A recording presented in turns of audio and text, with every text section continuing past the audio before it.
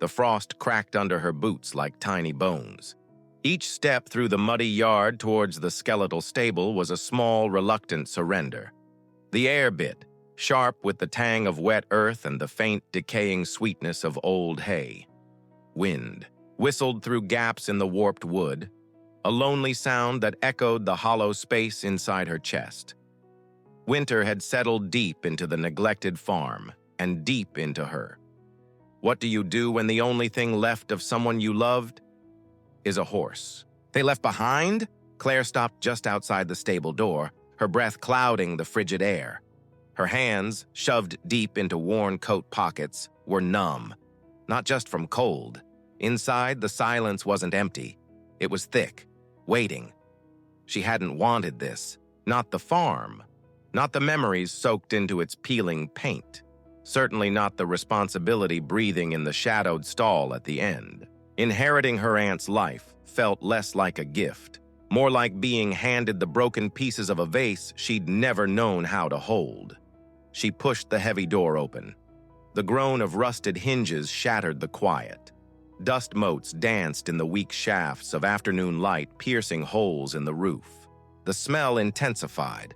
Ammonia, dust, damp straw, and beneath it all, the warm, animal musk of fear. Her gaze traveled down the row of empty stalls, ghosts of past lives, until it snagged on the last one. The darkness there seemed deeper, denser, then movement. A shift of shadow within shadow. A glint of liquid darkness, wide and unblinking, an eye, watching her from the far corner. Not hostile, not curious, just present, utterly, terrifyingly still. Claire didn't move closer, not yet. She leaned against the rough wooden post of an empty stall, feeling the splinters catch on. Her sleeve. Her aunt had loved this horse, she'd said. Noura.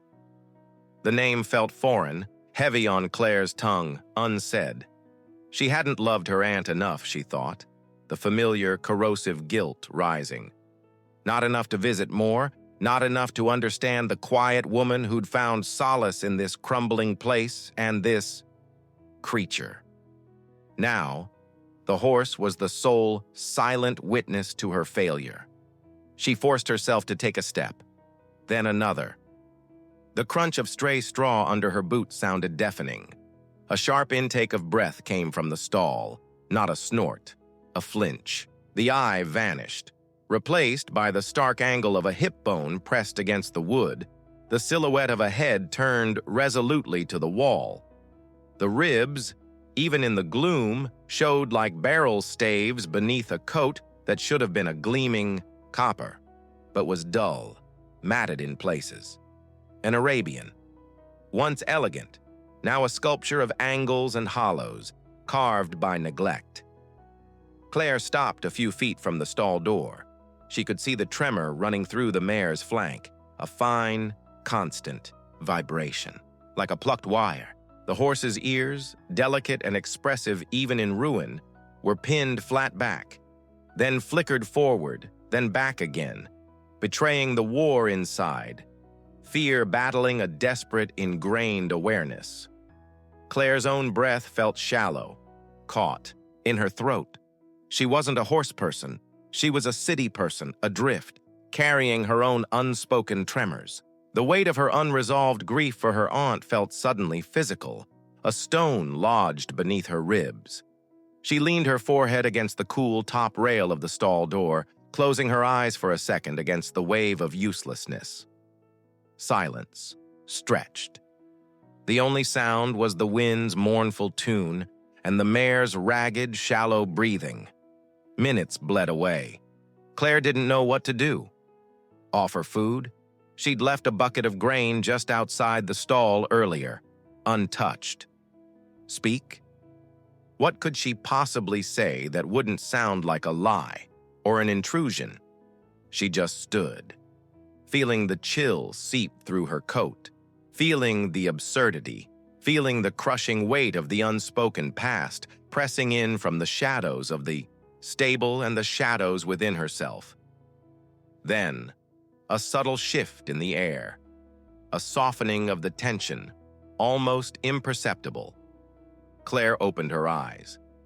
The mare hadn't moved her body, still pressed against the wall, but her head had turned, just slightly. One dark liquid eye was fixed on Claire again, not directly, sideways, watching her from the corner of that eye.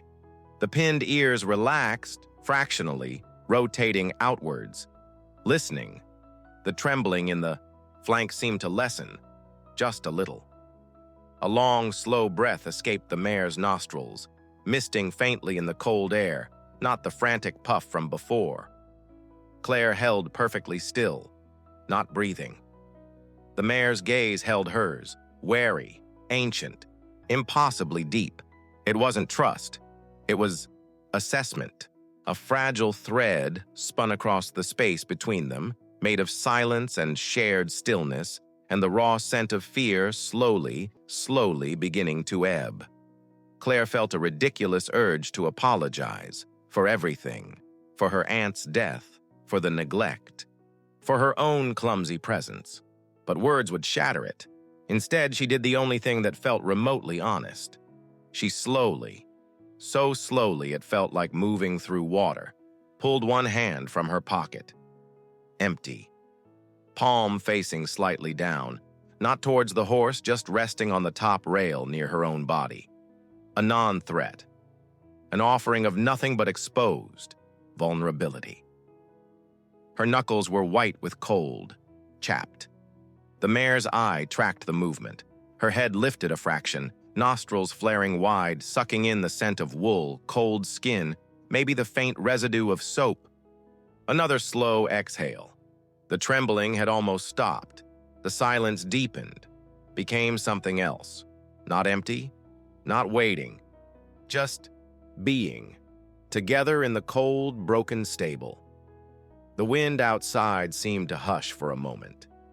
Claire didn't know how long they stood like that, caught in that fragile bubble of non-aggression. The cold seeped deeper into her bones, but she didn't move. The mare lowered her head slightly, the tense line of her neck softening.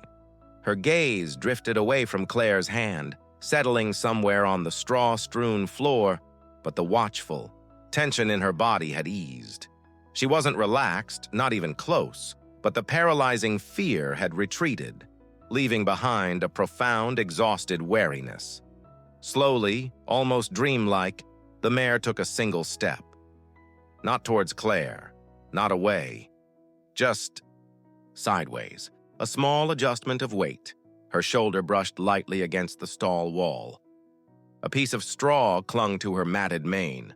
The simple, mundane movement felt monumental, a tiny crack in the fortress of fear. Claire let out a breath she hadn't realized she was holding. It misted thickly in the air. She kept her hand resting, on the rail. The connection, if you could call it that, felt terrifyingly thin. A spider's silk stretched over an abyss of pain, both the horse's and her own. She thought about leaving. The light was fading, the cold intensifying. She should go back to the drafty farmhouse, light a fire that wouldn't warm the chill inside. She took a small step back. The mare's head snapped up instantly, ears rigidly forward now, eyes wide and fixed on Claire. Not aggressive, alert, watchful. Claire froze. The horse took a hesitant step, not towards the untouched bucket of grain, but towards the stall door where Claire stood. She stopped just out of reach, her neck stretched long, nostrils working again, scenting the air, where Claire had been. A soft, questioning puff of air escaped her. Claire's heart hammered against her ribs, a frantic counterpoint to the sudden stillness. She didn't move. The mare lowered her head, stretching her neck further, her velvety muzzle reaching tentatively forward. Not towards Claire's hand, towards the worn, damp sleeve of her coat, where it rested near the rail, inch by cautious inch. Claire could feel the faint warmth of the horse's breath on the fabric before the muzzle even touched it. A delicate sniff, then another. The mare's lips brushed the wool, soft as moth wings. It wasn't affection. It was investigation, a wary mapping of this strange, silent creature who stood at the edge of her shattered world. But it was contact, a bridge built on scent and stillness.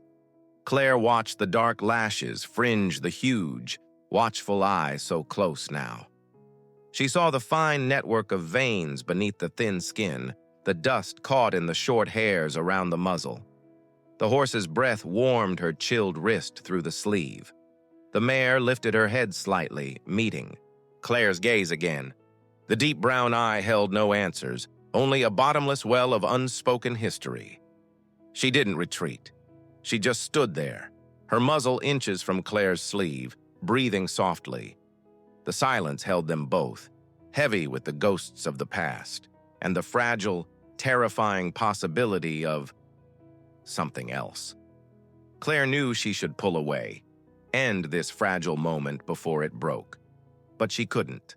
The simple act of being sniffed, of being acknowledged without violence or fear, felt like the first sip of water after a long drought in her own parched soul. The light was almost gone. The stable was a cave of deepening blues and grays. Claire knew she had to leave. She needed light, heat, the semblance of order the farmhouse offered. Slowly telegraphing her movement, she straightened up, lifting her hand from the rail. The mare watched, ears flicking, but didn't flinch. Claire took one step back, then another, moving towards the stable door. She didn't look back until she reached the threshold. The cold outside air hit her face like a slap. She turned. The stall was a pool of shadow now. She couldn't see Nora's face, only the dark shape of her against the back wall. Claire pulled the heavy door closed, the groan of the hinges loud in the twilight. She fastened the latch, the cold metal biting her fingers. She stood for a moment in the muddy yard, the frost already reclaiming the ground, the wind picking up, carrying the scent of snow. She hugged herself, shivering. Behind the thick wood, the stable was silent, utterly silent. She walked away, boots crunching, on the frozen earth, heading towards the dim light spilling from the farmhouse window. Halfway across the yard, a sound made her stop dead. It was soft, almost lost in the wind, the scrape of a hoof on wood. Then another, not frantic, purposeful, moving towards the door she had just closed. Claire turned slowly. She couldn't see anything in the dark rectangle of the stable window, but she knew. Standing there, unseen in the sudden aching quiet of the winter dusk, Claire felt the first bewildering prick of tears behind her eyes. She hadn't called. She hadn't offered food. She had only stood and then walked away. Yet, as the cold deepened and the first flakes of snow began to drift down, a single, unanswerable question hung in the frozen air, as tangible as the mare's. Breath had been on her sleeve. Why was the horse standing at the door? The silence between them changed after that frozen dusk. It wasn't empty anymore. It was a space charged with unspoken questions. Claire still carried the stone of grief, the sharp edges of guilt, but now there was a flicker, the bewildering memory of warm breath on her sleeve and the unseen presence waiting at the door.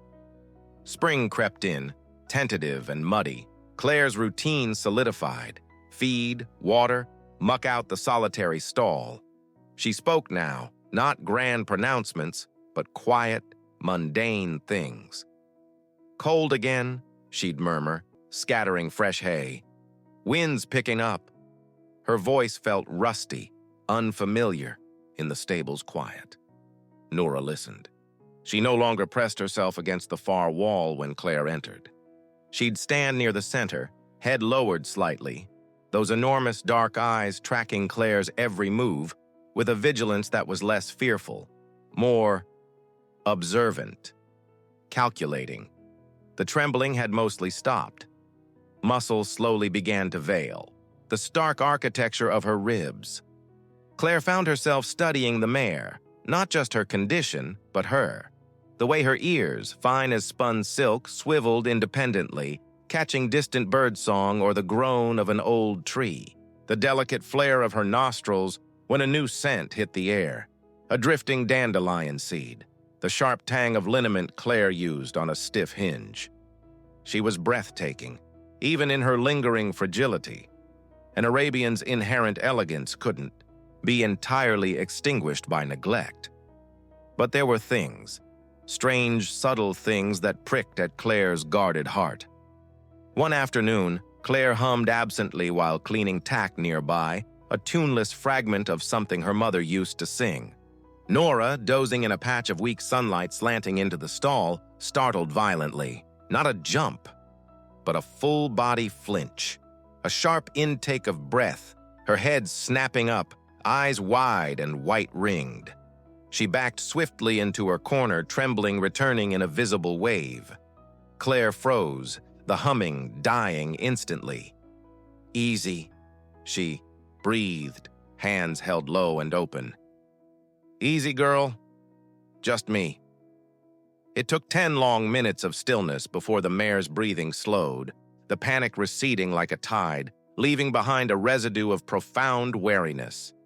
Claire didn't hum again. Another time, Claire brought out a worn, faded blue saddle blanket she'd found in the tack room, shaking the dust off it outside the stall door. Nora, who had been calmly lipping at her hay, froze.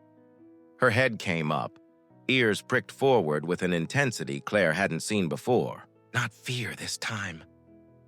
Something else. Recognition? Longing?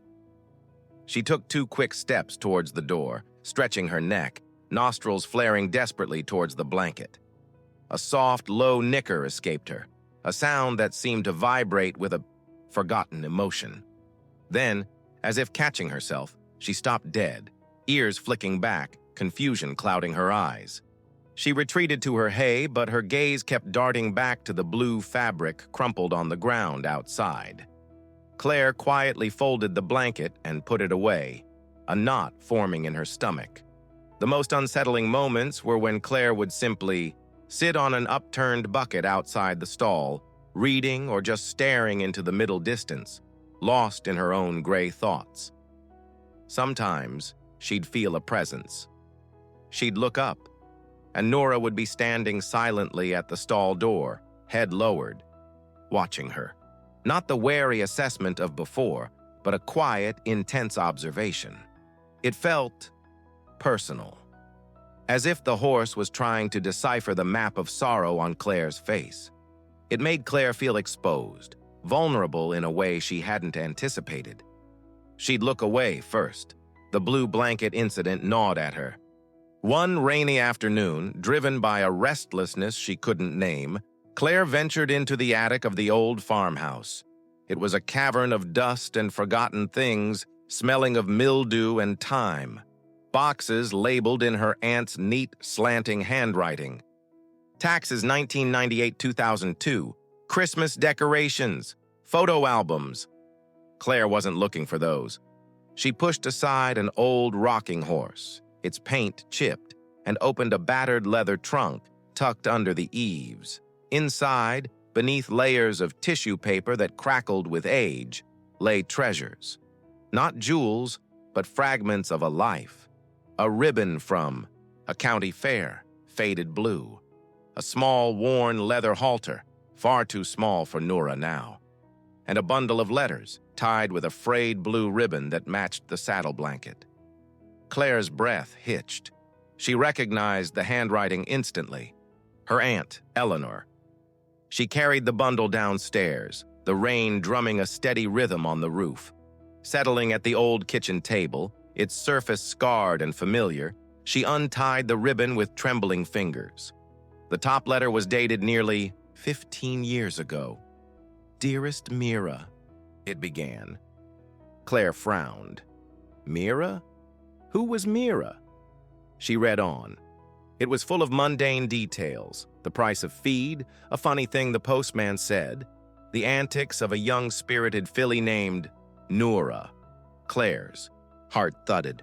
The letter spoke of Nora's first saddle, her fear of puddles, her love of apples. It spoke of Eleanor's dreams for them, her quiet joy in the partnership. It spoke of loneliness, too, the kind that echoed Claire's own. And it spoke of Mira, Eleanor's closest friend, her confidant, who lived miles away, but whose letters were a lifeline. Claire devoured letter after letter. Years unfolded. The joy of Nora's first successful show. The heartache when Mira fell ill. Eleanor's increasingly desperate words as Mira's condition worsened. The last letter, the paper thin and tear-spotted, was dated just months before Mira died. She's gone, Elle. Yesterday. It was peaceful, they say, but the house feels like a tomb without her laugh.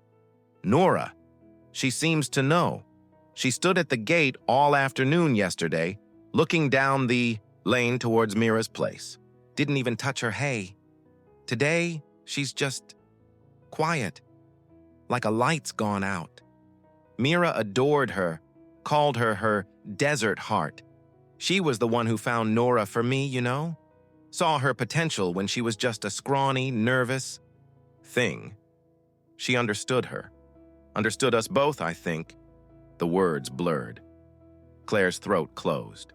Mira. Mira. The name Claire had hummed that day. The name that had sent Nora into a panic. The name Eleanor had spoken with such love in these letters. The blue blanket, Mira's favorite color, a gift from her. The pieces slammed together with the force of a physical blow. It wasn't just neglect Nora carried. It was grief, profound animal grief for the woman who had understood her desert heart, who had vanished from her world. And Claire, she wasn't just inheriting a horse. She was inheriting the echo of a love story, the shadow of a loss that mirrored her own aching void for Eleanor. A sob tore from Claire's chest, raw and jagged. It was a dam breaking. All the unshed tears for her aunt, the guilt of her absence, the crushing loneliness of the farm, the bewildering responsibility of this damaged, grieving creature. It surged out in great heaving waves. She buried her face in her hands, shoulders, shaking, the letters scattering on the worn table. She cried for Eleanor, alone in her final years. She cried for Mira, gone too soon. She cried for Nora, abandoned twice. She cried for herself, adrift and broken. She didn't hear the soft click of the back door latch. She didn't hear the hesitant steps on the linoleum. She was lost in the storm of her own sorrow, a world away. Then, warmth. A solid presence near her leg. A soft, rhythmic puff of air against her elbow. Claire lifted her tear-streaked face, gasping. Nora stood beside her, her head low, her velvety muzzle inches from Claire's arm. She hadn't nudged. She hadn't demanded. She was just there, standing close in the dim kitchen light, her dark eye reflecting Claire's shattered image. Her breath came in slow, deep sighs, a steady counterpoint to Claire's ragged gasps. She lowered her head further, her warm forehead gently resting against Claire's shoulder. Not leaning, just touching. An anchor in the tempest. Claire froze, her breath catching. The mare's warmth seeped through her thin shirt. The scent of hay and horse and something uniquely Nora filled her senses. The simple, solid weight of her presence was an undeniable comfort. Claire didn't reach out. She just sat there, tears still streaming silently, letting the horse stand sentinel against her grief. Nora didn't move. She breathed. She stayed. She held the space for the storm to pass. Minutes bled into the quiet rhythm of shared breath and falling rain. Slowly, the terrible pressure in Claire's chest began to ease. The sobs subsided into shaky breaths, then into a profound, exhausted stillness. The stone beneath her ribs hadn't vanished, but it felt smaller, lighter somehow for having been acknowledged, shared with this silent, grieving creature who understood loss in her bones. Summer arrived, thick and green and humming with insects. The farmhouse windows stood open, catching the breeze. Claire stood at the kitchen sink washing dishes. Sunlight glinted off the soap bubbles. Outside, the rhythmic thump, thump, thump of hooves on soft earth drifted in. Claire smiled. It was a new sound. She dried her hands and walked to the back door. In the small, newly fenced paddock behind the barn, Nora moved. Not the frantic, fearful energy of before, but a fluid, powerful trot. Head high, mane and tail streaming like dark silk in the sunlight. Her coat, meticulously groomed, shone like polished copper. The hollows were filled, replaced by sleek muscle. She wasn't just surviving, she was alive.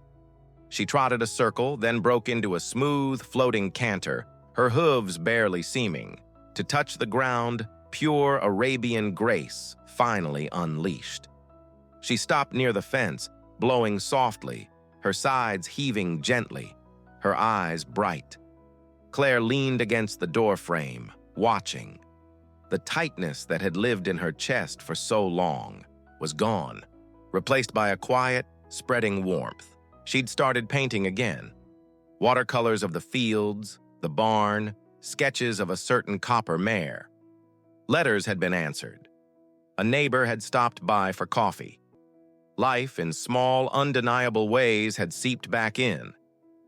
Nora turned and ambled towards the gate where Claire stood.